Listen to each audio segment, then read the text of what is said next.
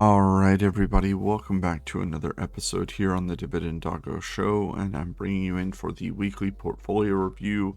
We have ended the third week of May, and we're going into the last little leg of May that we have here, a few more days.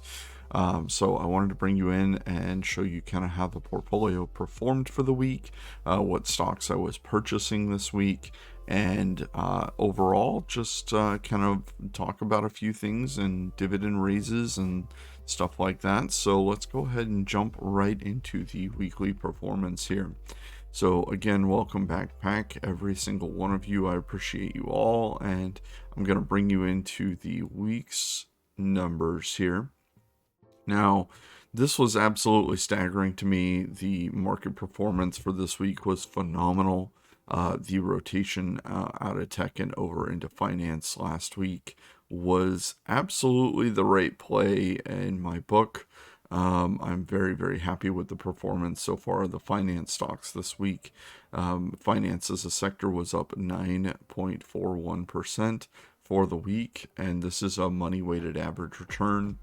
Grand total, we were up $35,907.52. That's 5% of the portfolio in 1 week. We did earn $44 worth of dividends out of that. That's absolutely awesome. I'm absolutely loving these numbers. So let's go ahead and take a look here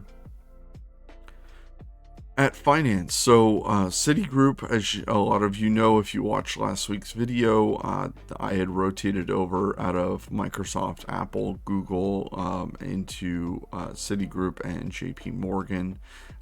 They both had absolutely phenomenal weeks.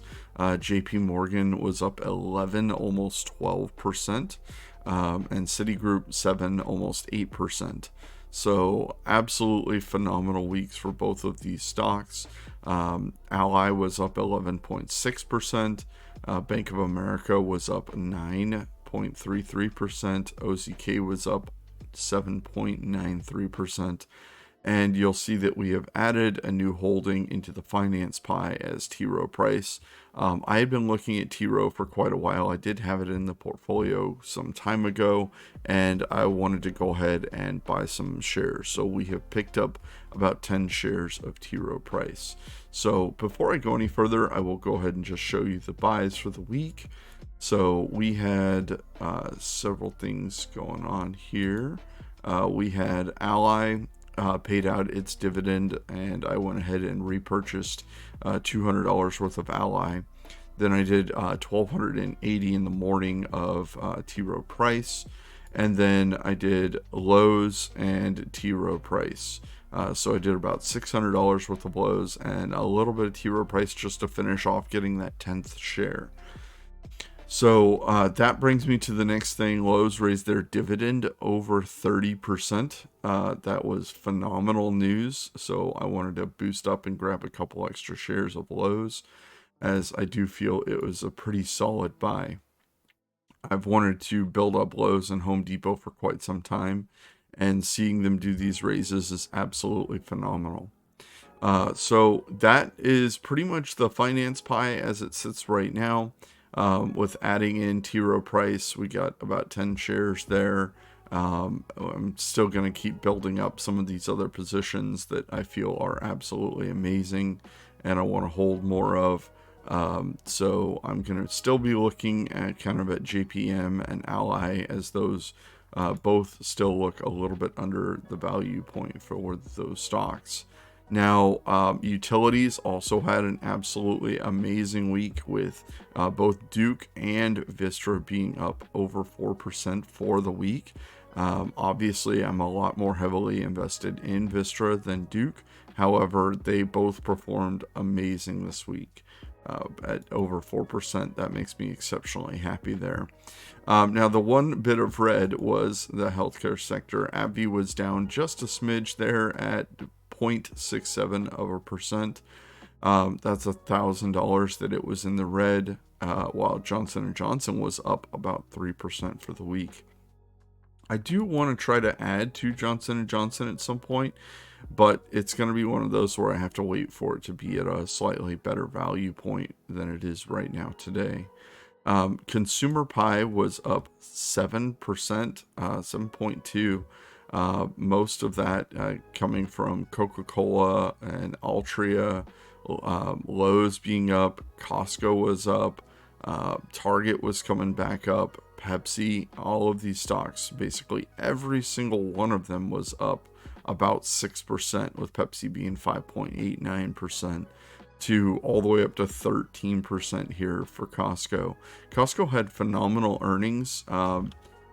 It's just a high quality stock. A lot of people, I think, were expecting Costco to get slammed this week and go down, including myself. I was kind of hoping that they would come down a little bit more so that I could try to build this position up to about 30K. But that's not going to be the case. So I went ahead and added a little bit more to Lowe's. As you can see here, my Lowe's position, I only have about 52 shares of Lowe's right now with a cost basis of 211. So it is still below my cost basis. So I'm probably going to try to pick up a few more shares because they have consistently given back-to-back dividend raises of 30%. I know that that isn't sustainable for a long period of time. However, I do believe that they're positioned pretty well to go forward even through a recessionary period. We'll see kind of how they perform overall.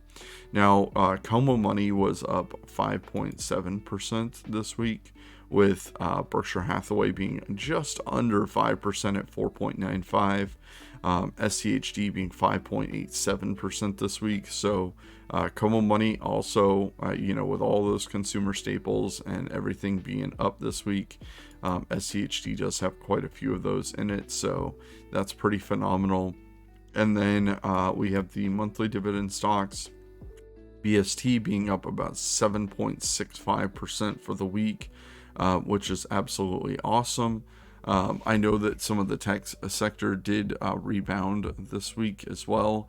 However, we are pretty heavy on those things via 401k, so I'm kind of okay with just kind of holding out on those and just holding them via 401k funds, especially because if those positions do, come up pretty significantly, when we lower our income and go to F.I.R.E. and then full retirement after age 59 and a half, which is more than 20 years away, it's going to be a pretty significant advantage to have those funds via 401k funds, because some of those are tax deferred and some of them are tax free.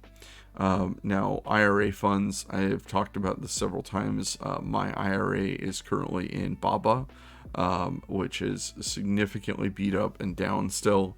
I have plenty of time to wait for that to come back up before transitioning that into other stocks. So I just wanted to kind of leave you with that. How did your portfolio go for the week? Did you see pretty massive performance like this out of your portfolio? Hopefully none of you had sold last week, as this was a wild upswing for my portfolio, and I hope that it was also a wild upswing for your portfolio. A lot of you who are hoping to get into positions at discounts like I was, maybe kind of disappointed over the next few weeks. We'll kind of have to wait and see if anything does come back down to earth here. So thank you very much. Let me know what stocks you're watching. We're closing in on, I believe, 2,600 subscribers on the channel. I greatly appreciate every single one of you.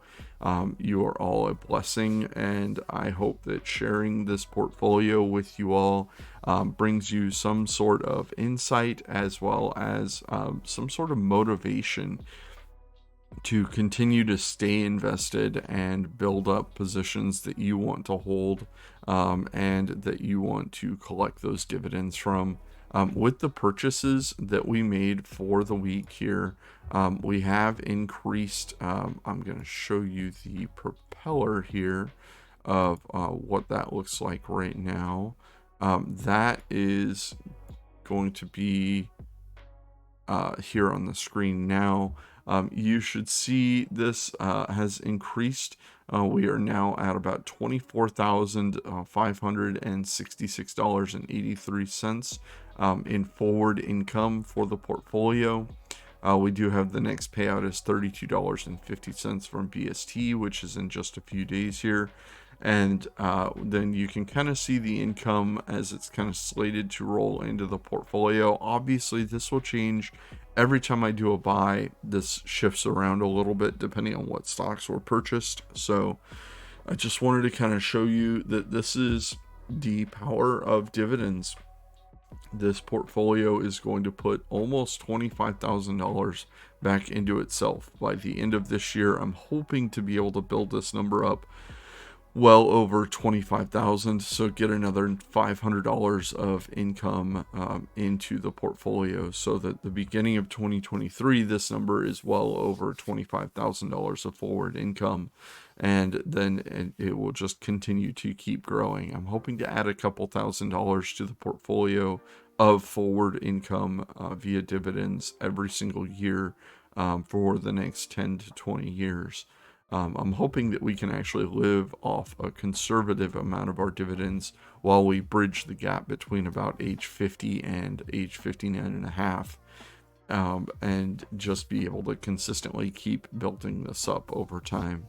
So thank you very much for watching. I hope that this is inspiring for you all, and I hope that you all have a fantastic holiday weekend.